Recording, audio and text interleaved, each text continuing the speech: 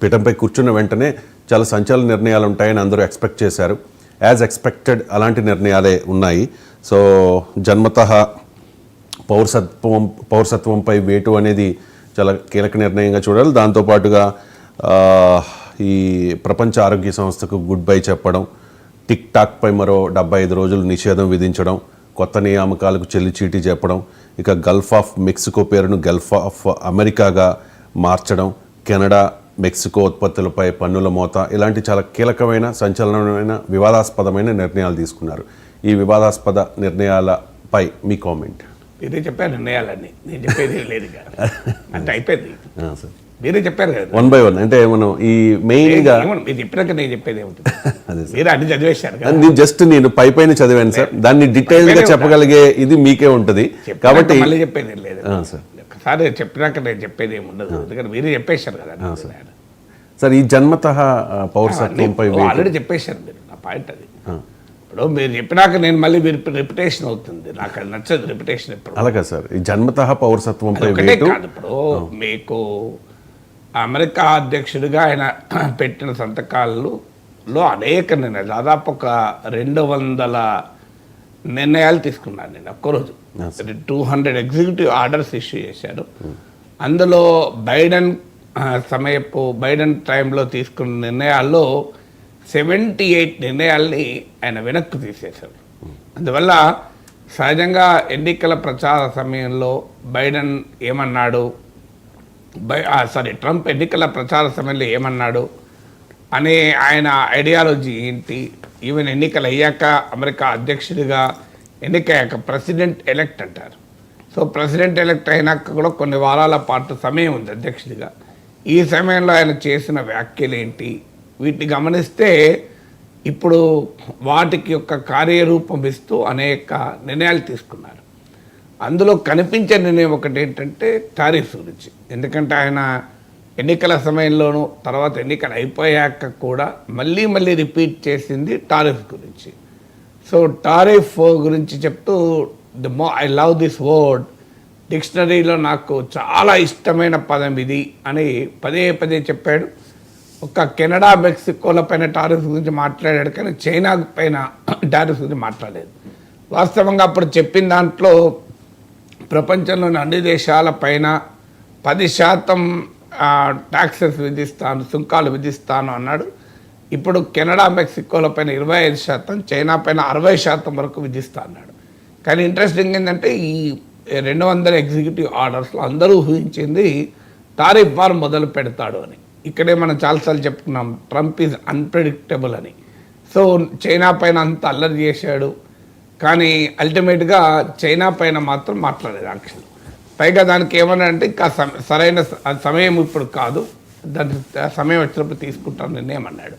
America అధ్యక్షుడిగా తన ప్రమాణ స్వీకారానికి రమ్మని చైనా అధినేత జిన్పింగ్ను కూడా ఆహ్వానించాడు. జిన్పింగ్ రాలేదు, ఆయన వైస్ ప్రెసిడెంట్ను పంపించాడు. అందువల్ల ట్రంప్ తీసుకునే నిర్ణయాలు, ఈ 200 నిర్ణయాల్లో అందరూ ఊహించింది నెంబర్ 1 నిర్ణయంగా టారిఫ్స్ ఉంటుంది. చైనా పైన ట్రేడ్ వార్, అంటే బైడెన్ వెళ్ళిపోయే ముందు కూడా చైనా కార్లను నిషేధించాడు. చైనాకు అడ్వాన్స్డ్ ఆర్టిఫిషియల్ ఇంటెలిజెన్స్, ఇందులో వాడే అడ్వాన్స్డ్ చిప్స్ను మరింత ఇబ్బందిగా యాక్సెస్ లేకుండా చేసేటువంటి నిర్ణయాలపైన సంతకాలు చేశాడు. అది ఎన్విడియా మార్కెట్ 80% ఎగిరిపోయింది దాంతో. సో బైడెన్ చివరి సమయంలో తీసుకున్న అనేక నిర్ణయాల్ని రివర్స్ చేశాడు, కానీ చైనా విషయంలో మాత్రం ట్రంప్ యాక్ట్ కాలే. అదే ట్రంప్ యొక్క అన్ప్రెడిక్టబుల్ క్యారెక్టర్. ఇక ట్రంప్ తీసుకున్న వివాదాస్పద నిర్ణయాల్లో మొదటిది బర్త్ రైట్ సిటిజన్షిప్. ఇప్పుడు అమెరికన్ రాజ్యాంగానికి ఉన్న 14వ సవరణ ప్రకారం అమెరికాలో జన్మతః పౌరసత్వం అంటే బై బర్త్ సిటిజన్షిప్ వస్తుంది. ఇప్పుడు అమెరికాలో ఎవరైనా బిడ్డ పుట్టగానే ఒక సర్టిఫికెట్ ఇస్తారు, born in United states of America అని. అది తల్లిదండ్రులు ఎవరితో సంబంధం లేదు. ఈ born in United states of America అయితే ఆటోమేటిక్గా పౌరసత్వం వస్తుంది. సో ఈ పౌరసత్వాన్ని అమెరికాలోనే లేదు, ఈ సిస్టమ్ మీకు ఒక 38 కంట్రీస్లో ఉంది, ఇంక్లూడింగ్ పాకిస్తాన్, నేపాల్, మీకు ఇలా చాలా దేశాల్లో ఈ ప్రిన్సిపల్ ఉంది. 38 నేషన్స్లో ఉంది. ట్రంప్ నేను అబద్ధం ఆడాడు, ఆయనకు తెలుసో మరి తెలియకను America is the only country where there is the birth right citizenship అన్నాడు. That's wrong. అమెరికా ప్రెసిడెంట్ కూడా ఎలా తెలియక మాట్లాడతాడు, అబద్ధాలు ఆడుతున్నందుకు ఉదాహరణ 38 దేశాల్లో ప్రపంచంలో బర్త్ రైట్ సిటిజన్షిప్ ఉంది. అంటే అక్కడ పుడితే ఆటోమేటిక్గా సిటిజన్ అవుతారు, తల్లిదండ్రులు ఎవరితో సంబంధం లేదు. దీనివల్ల ఏం జరిగిందంటే బర్త్డే టూరిజం, అంటే బర్త్ రైట్ టూరిజం అనేది పెరిగింది. అంటే అమెరికాకు టూరిస్టులుగా వెళ్ళి కూడా పిల్లల కన్నా మొదలైంది. ఎందుకంటే అక్కడ పుడితే తమ బిడ్డకు ఆటోమేటిక్గా సిటిజన్షిప్ వస్తుంది. లేకపోతే H1B వీసా రావాలి, లాటరీలో తగలాలి, తర్వాత గ్రీన్ కార్డు కావాలి, గ్రీన్ కార్డు సిటిజన్ కావాలి. ఇవాళ చాలామంది మన ఐటీ కంపెనీలో పనిచేసే వాళ్ళు అక్కడికి వెళ్ళి 20 ఏళ్ళు కూడా పడుతుంది. అలాంటిది పుట్టుకతోనే వస్తుంది. పుట్టుకతోనే వస్తే ప్రయోజనం ఏంటంటే వాళ్ళ బిడ్డ అడల్ట్ అయ్యాక తల్లిదండ్రులకు కూడా సిటిజన్షిప్ స్పాన్సర్ చేయొచ్చు. సో అందువల్ల ఈ బర్త్ రైట్ సిటిజన్షిప్ అనేది అమెరికన్ కాన్స్టిట్యూషన్కు 14th అమెండ్మెంట్ ద్వారా వచ్చింది. దీన్ని ఇప్పుడు మార్చింది ఏంటంటే అన్డాక్యుమెంటెడ్ పేరెంట్స్, అంటే ఎలాంటి డాక్యుమెంట్ లేకుండా అమెరికాకు వచ్చిన తల్లిదండ్రులకు బిడ్డలకు మాత్రం ఉండదు అని. దీనివల్ల ఇప్పుడు ఆటోమేటిక్గా పుడితే జన్మతః వచ్చే పౌరసత్వం ఉండదు. వాళ్ళ తల్లిదండ్రుల యాంటిసిడెంట్స్ని పరిశీలిస్తారు, వాళ్ళ కరెక్ట్ డాక్యుమెంట్ల మీద వచ్చారా. ముఖ్యంగా ఇల్లీగల్గా అమెరికాలో ఉంటున్న ఇమ్మిగ్రెంట్స్ పైన ఇది చాలా ఇబ్బంది. 1,13,00,000 మంది ఉన్నారు వాళ్ళు. సో ఆ ఇల్లీగల్ ఇమ్మిగ్రెంట్స్ పిల్లలకు మాత్రం పౌరసత్వం రాదు. ఇది మొదటిగా తీసుకున్నాను నేను. రెండవది, అమెరికా మెక్సికో బార్డర్ పైన ఎమర్జెన్సీ విధించాడు. అంటే అక్కడ అమెరికా మెక్సికో బార్డర్ను సీల్ చేశాడు. అలాగే అక్కడ అమెరికా మెక్సికో బార్డర్లో డిటెన్షన్ సెంటర్స్ నిర్మిస్తున్నాడు. మాస్ డిపోర్టేషన్, అంటే ఈవెన్ మిలిటరీని కూడా మొబిలైజ్ చేసి అమెరికా మెక్సికో బార్డర్లో ఎవరు రాకుండా చర్యలు తీసుకున్నాడు. ఎందుకంటే అమెరికాలో ఉన్న 1,13,00,000 ఇల్లీగల్ మైగ్రెంట్స్లో అత్యధికంగా వచ్చేది మెక్సికో నుంచే. రెండవ అతిపెద్ద దేశం ఎల్ సాల్వడార్, మూడవ అతిపెద్ద దేశం ఇల్లీగల్ మైగ్రెంట్స్ ఉన్నది ఇండియా నుంచి. సో అందువల్ల మెక్సికో అమెరికా బార్డర్కు సీల్ చేసి మిలిటరీని కూడా మొబిలైజ్ చేస్తానికి వీలుగా నేషనల్ ఎమర్జెన్సీ ప్రకటించాడు అమెరికా మెక్సికో బార్డర్లో. ఇది మొదటి నుంచి ప్రెసిడెంట్గా ఎన్నికల్లో పోటీ చేసినప్పటి నుంచి, ప్రెసిడెంట్గా గెలిచినప్పటి నుంచి ట్రంప్ చెప్తున్నది ఇమ్మిగ్రేషన్. ఇది రెండవ అతిపెద్ద చర్య. మూడవ అతిపెద్ద చర్య ఏంటంటే 1,500 మంది పైన, అంటే 2020లో ఎన్నికలు జరిగినప్పుడు ఆ ఎన్నికల అబద్ధము, నా నుంచి గెలుపును దొంగిలించారు, నేను ఈ ఎన్నికలు గుర్తించను అంటూ ప్రెసిడెంట్ హోదాలో ఉండి తన మద్దతుదారులను అమెరికన్ క్యాపిటల్ హిల్ మీదకి, పార్లమెంట్ భవనం మీదకి ఉసికొల్పాడు ట్రంప్. దానిపైన 1,500 మంది కేసులు ఎదుర్కొంటే ఆ 1,500 మందికి ఆ ప్రెసిడెన్షియల్ పార్డన్ అంటాడు. అంటే దేశాధ్యక్షుడికి ఉండే ఒక ప్రత్యేక అధికారాల్లో ఎవరినైనా క్షమాభిక్ష పెట్టచ్చు. సో దానికి ప్రెసిడెన్షియల్ పార్డన్ ఇచ్చాడు, ఇక తిరుగుండదు దానికి. ఇప్పుడు అలాగే మీకు ఈ బర్త్ రైట్ సిటిజన్షిప్ కూడా లీగల్లీ బైండింగ్ ఆర్డర్ ఇచ్చాడు. అంటే అమెరికన్ కాంగ్రెస్ అనుమతి కూడా అవసరం లేదు.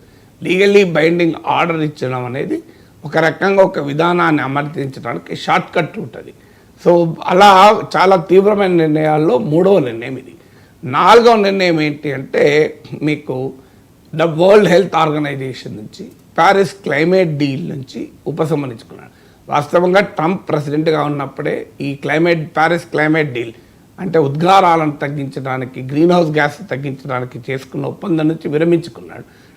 ట్రంప్ వచ్చాక దాన్ని మళ్ళీ బైడెన్ వచ్చాక మళ్ళీ క్లైమేట్ డీల్లో చేరాడు. ఇప్పుడు క్లైమేట్ డీల్ నుంచి విరమించుకున్నాడు. ఇది అంటే ఫిఫ్త్ నిర్ణయం ఏంటి అంటే గల్ఫ్ ఆఫ్ మెక్సికో, ఇది కూడా ఆయన ప్రెసిడెంట్ ఎలక్ట్ అయినాకనే చెప్పాడు, దాన్ని గల్ఫ్ ఆఫ్ అమెరికాగా పేరు మార్చాడు. అయితే దీనివల్ల కొత్తగా మార్పు ఏమి ఉండదు. ఎందుకంటే ఇది వరల్డ్ మ్యాప్లో చేసినంత మాత్రాన ప్రపంచం అంతా మారదు. ఎందుకంటే కొన్ని వందల సంవత్సరాల క్రితం నుంచి దాన్ని గల్ఫ్ ఆఫ్ మెక్సికోగా పిలుస్తారు. గల్ఫ్ ఆఫ్ మెక్సికో అనే వాటర్ స్ట్రెచ్లో అమెరికా, మెక్సికో, క్యూబా ఉంటుంది. సో అందువల్ల ఇప్పుడు కొత్తగా ఈ నచ్చి మార్చినంత మాత్రాన అమెరికన్ మ్యాప్లో మారుతుంది తప్ప ఏమి కాదు. దీనికి మెక్సికో ప్రెసిడెంట్ రియాక్ట్ అవుతూ అమెరికాను మేము అమెరికా అంటాం, ఇంత అందంగా ఉంటుందని కూడా వ్యాఖ్యానించారు. బట్ అదొక ఫార్మల్గా తాను మార్చదలుచుకున్నాడు కనుక మార్చుకున్నాడు, అదొక ఇండికేటర్గా. ఆరవది, క్యూబాను టెర్రరిస్ట్ కంట్రీ జాబితా నుంచి బైడెన్ తొలగించాడు. దాన్ని మళ్ళీ అమెరికా అధ్యక్షుడిగా ట్రంప్ క్యూబాను టెర్రరిస్ట్ కంట్రీగా మళ్ళీ చేర్చాడు. ఏడవది టిక్టాక్ లైఫ్ లైన్ ఇచ్చాడు. టిక్టాక్ వాస్తవంగా 19వ తారీఖుకే టిక్టాక్ పని ముగియాలి. టిక్టాక్ గతంలోనే అమెరికా ప్రభుత్వం మీరు ముయ్యనన్నా ముయ్యండి, లేదంటే అమెరికాకు అమ్మివేయండి, అమెరికన్ కంపెనీకి అన్నాడు. సో ఇప్పుడు అమెరికన్ కంపెనీకి మీకు అమ్మివేసేటువంటి పని అనేది జరిగిపోవాలి. ఎందుకంటే అమెరికన్ సుప్రీం కోర్టు కూడా దీన్ని వ్యాలిడేట్ చేసిన తర్వాత ఇక లేదు, 19th క్లోజ్ కావాలి. సో ప్రెసిడెన్షియల్ ఆర్డర్ ఇష్యూ చేస్తూ 75 days విండో ఇచ్చాడు. ఇప్పుడు ట్రంప్ చెప్పినట్లు 50% అన్న అమెరికన్ పార్ట్నర్ రావాలి దీంట్లకు. ఈవెన్ టిక్టాక్ అధినేత షీ జిన్పింగ్ కూడా ఈ ప్రెసిడెన్షియల్ విక్టరీ ర్యాలీలో పాల్గొని ప్రమాణ స్వీకారంలో కూడా పాల్గొన్నాడు. సో అందువల్ల టిక్టాక్ మరింతగా లైఫ్ లైన్ ఇచ్చాడు. ఇది 7వది. 8వది, ఒకవైపు ఇజ్రాయెల్ను నెతన్యాహుకు వ్యతిరేకమైన వీడియో షేర్ చేసి గాజాలో సీజ్ ఫైర్ అమెరికా ఇజ్రాయెల్ గవర్నమెంట్లో ఉన్న ఫార్ రైట్ వాళ్ళు వ్యతిరేకిస్తున్నా కూడా ఒక రకంగా ట్రంప్ ఫోర్స్ చేశాడు కాల్పుల విరమణ. అదే సమయంలో ఇప్పుడు Israeli settlements in west bank, అంటే పాలస్తీనా ఆక్రమిత ప్రాంతాల్లో ఉన్న ఇజ్రాయలీ సెటిల్మెంట్లపై ఆంక్షలు ఎత్తివేశాడు. ఒక రకంగా అది ఇజ్రాయెల్కు అనుకూలంగా తీసుకున్న నిర్ణయం. అంటే ట్రంప్ ఏదో నెతన్యాహుపై వ్యతిరేకంగా మారిపోయాడు, ఇజ్రాయెల్కు వ్యతిరేకంగా ఉంటాడు అనే ఊహాగానాలకు తెరదించుతూ ఇజ్రాయెల్ పట్ల అమెరికా పూర్తి మద్దతును మరోసారి ప్రకటించాడు. 9వది, అమెరికన్ మిలిటరీలో ఉండే ట్రాన్స్జెండర్లకు అవకాశం లేకుండా చేశాడు. అంటే అమెరికన్ మిలిటరీలో ఇద్దరే ఉంటారు, మగ ఆడ అని. ఇప్పుడు అంతకుముందు ప్రభుత్వం ఏంటంటే డైవర్సిటీ, ఈక్విటీ, ఇంక్లూజన్ DEI అనే విధానాన్ని ఎంకరేజ్ చేస్తూ ట్రాన్స్జెండర్లకు కూడా మిలిటరీలో గవర్నమెంట్లో అవకాశం ఇచ్చారు. దాన్ని ఇప్పుడు ట్రంప్ తొలగిస్తూ మిలిటరీలో ఉండే అవకాశమే లేదు అని ప్రకటించేశాడు. సో 10వది మీకు అంటే ఈ కాస్ట్ ఆఫ్ లివింగ్ క్రైసిస్, అంటే అమెరికాలో ద్రవ్యోల్బణం చాలా తీవ్రంగా ఉంది. వాస్తవానికి ఎథనిక్ మైనారిటీస్ అమెరికా ట్రంప్ ఓటేయకూడదు, కానీ ఈ కాస్ట్ ఆఫ్ లివింగ్ క్రైసిస్ వల్ల ఎథనిక్ మైనారిటీస్ కూడా పెద్ద సంఖ్యలో ట్రంప్ ఓటేస్తారు విచిత్రంగా. అంటే దాన్ని తగ్గించడానికి నిర్ణయాలు తీసుకుంటున్నాను ప్రకటించాడు. ప్రతి ప్రభుత్వ శాఖను ఆదేశించాడు, మీరు ధరలు తగ్గించుకోవటానికి ఏం చేస్తారో చేయాల్సిందే అని. ఇక మీకు 11వది నిర్ణయం, ప్రభుత్వ హైరింగ్, అంటే గవర్నమెంట్లో ఇక కొత్త నియామకాలు ఉండవు అని ప్రకటించాడు. ఫ్రీజ్ అని హైరింగ్, ఇది ఊహించింది. ఎందుకంటే అంతకుముందే ఇలాన్ మస్క్ నాయకత్వంలో డిపార్ట్మెంట్ ఆఫ్ గవర్నమెంట్ ఎఫిషియన్సీ పెట్టాడు, పబ్లిక్ ఎక్స్పెండిచర్ తగ్గిస్తామని ప్రకటించాడు కూడా. 12వది, work from home in government రద్దు చేశాడు. అంటే ఇక అమెరికాలో ఎవరు ప్రభుత్వంలో పనిచేసే వాళ్ళు ఎవరు కూడా ఇంటి నుంచి పనిచేసే అవకాశం లేదు. 13, ఆల్ ఫారిన్ అగ్రిమెంట్స్ను, ఫారిన్ ఎయిడ్ అంటే విదేశాలకు సాయం చేసేటువంటి అమెరికా స్కీమ్స్ అన్నిటినీ పరిశీలిస్తానన్నాడు. అంటే క్లియర్గా అమెరికా ఫస్ట్, అమెరికాకు ఉపయోగపడాలి, అమెరికాకు ఉపయోగపడకుండా మేము ఎవరికి సాయం చేయం. WHO అమెరికాకు ఉపయోగపడడం లేదు కనుక మేము దాని నుంచి బయటకు వస్తున్నాం. క్లైమేట్ డీల్ అమెరికా ఆర్థిక పర్యావరణ ప్రయోజనాలను కాపాడడం లేదు కనుక దాని నుంచి బయటకు వస్తున్నాం. ఇలా తన అమెరికన్ ఫస్ట్ ఎజెండా అనేది అమలు చేసేటువంటి క్రమంలో ఆల్ ఫారిన్ ఎయిడ్ అగ్రిమెంట్స్ మొత్తాన్ని సమీక్షిస్తాను అని ప్రకటించాడు. సో ఇప్పుడు మీకు చెప్పిన 200 ఎగ్జిక్యూటివ్ ఆర్డర్లో ఈ 13 చెప్పారు ఇప్పటికి మీకు. ఈ 13 కూడా ఒక శాంపుల్ మాత్రమే. కానీ ఈ శాంపుల్ ఏం తెలియజేస్తుంది? ఈ శాంపుల్లో ఉన్న వాటిని చూస్తే, ఒకటి క్లియర్గా ట్రంప్ ప్రపంచంలో ఎక్కడ ఇన్వాల్వ్ కావాలి, ఎక్కడ ఇన్వాల్వ్ కాకూడదు అన్నప్పుడు చాలామంది ఊహించినట్లు ఐసోలేషన్గా ఉంటాడు, ప్రపంచానికి సంబంధం లేకుండా ఉంటాడు. అది నిజం కాదు. తనకు అమెరికన్ ఫస్ట్ అనే ఎజెండాతో అమెరికాకు ఉపయోగపడేటువంటి అంశాల్లో ప్రొయాక్టివ్గా ఉంటాడు. అందుకే మీకు ఇజ్రాయెల్ సెటిల్మెంట్లను కూడా గుర్తించాడు. ఇక 2వది తన ఎజెండా, ఇప్పుడు ఈ డైవర్సిటీకి, ఈక్విటీకి, ఇంక్లూజన్కి వ్యతిరేకం. రిపబ్లికన్లు మొదటి నుంచి కూడా ఛాందస భావాలు సాంప్రదాయ భావాలు ఉండేటువంటి వారు కనుక ఆ కన్జర్వేటివ్ సొసైటల్ ఎజెండాను ఇంప్లిమెంట్ చేస్తున్నాడు. అలాగే యాంటీ ఇమిగ్రేషన్ ఎజెండాను ఇంప్లిమెంట్ చేస్తున్నాడు. అంటే తాను make America great again, America first అనే నినాదాలతో వచ్చాడు కనుక వాటికి క్లియర్గా రూపాన్నిస్తూ ఈ ఆదేశాలు ఉన్నాయి. కానీ ఇంట్రెస్టింగ్ ఏంటంటే మొదటి నుంచి అందరూ చెప్పుకున్నట్లు ట్రంప్ ఈజ్ హైలీ అన్ప్రిడిక్టబుల్. ఎప్పుడు ఏం చేస్తాడో ఎవరికి తెలియని మనిషి కనుక అది కూడా నిన్న రుజువైంది. టారిఫ్ గురించి ఇంత మాట్లాడి నెంబర్ 1 నిర్ణయంగా టారిఫ్ ఉంటుంది అనుకుంటే టారిఫ్ ముచ్చట టారిఫ్ గురించి ఎక్కడా ఆదేశం లేవు. కెనడా పైన మెక్సికో పైన 25% వేస్తానని కానీ యాంటీ చైనా రెటోరిక్ ఉంటుంది అనుకున్నాడు. కానీ చైనా గురించి మాట్లాడలేదు. అయితే ఒక మొదటి రోజు మాట్లాడలేదు కనుక ఇక మాట్లాడడానికి కాదు. బట్ డెఫినెట్గా that reveals the unpredictable character of Donald Trump.